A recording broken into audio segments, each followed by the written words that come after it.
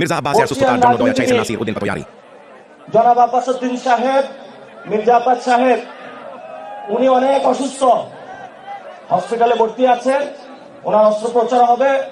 আমরা ইফতারের আগ মুহূর্তে আল্লাহ তাআলার কাছে দোয়া করি যাতে আল্লাহ তাআলা তাকে সুস্থতা এবং নেক হায়াত দারাজ করুক, যাতে উনি বাংলাদেশের মানুষের খেদমত করতে পারে এবং সংস্কার থেকে শুরু করে বাংলাদেশের মানুষের যে জন আকাঙ্ক্ষা গুলো রয়েছে সেগুলো বাস্তবায়ন করতে পারে।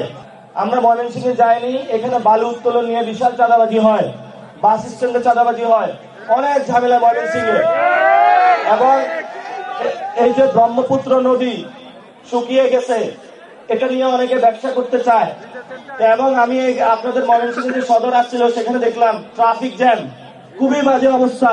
এটা একটা বিভাগীয় শহর, কোনো গুছানো কোনো কিছু নাই।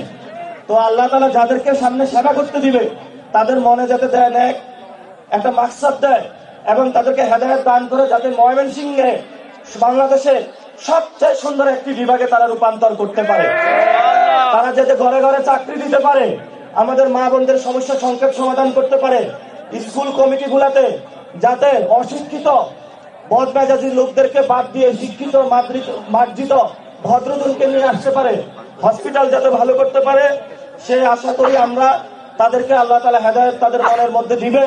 এবং শেষ কথা যেটা, মা বোনেরা অনেক কষ্ট করে উপস্থিত হয়েছে, অনেক সাহসী সিদ্ধান্ত নিয়েছেন। আমরা আপনাদের থেকে জন্মগ্রহণ করেছি, আর মৃত্যু আমরা আপনাদের কাছে ঋণী। আপনাদের এই অবদান কখনো আমরা ভুলতে পারবো না। আর শহীদ ফ্যামিলি যারা এসেছেন তাদের বাসায় আপনারা যাইবেন, অনেকে সন্তান হারিয়ে ফেলেছেন, আপনি তার সন্তান, আমরা আপনাদের পাশে আছি। ইনশাআল্লাহ বাংলাদেশে খুনি হাসিনাকে আমরা ফাঁসিতে লটকায়ে ছাড়বো ইনশাআল্লাহ, এটাতে কোনো হেরফের হবে না। আমাদের সাহসী নেতা নাহিদ ইসলাম চুপ্পু গতকালকে ভাষণ দিয়েছে, প্রতিবাদ করেছেন, হাসনাত আব্দুল্লাহ প্রতিবাদ করেছেন, আমরা কোথাও আপোষ করবো না।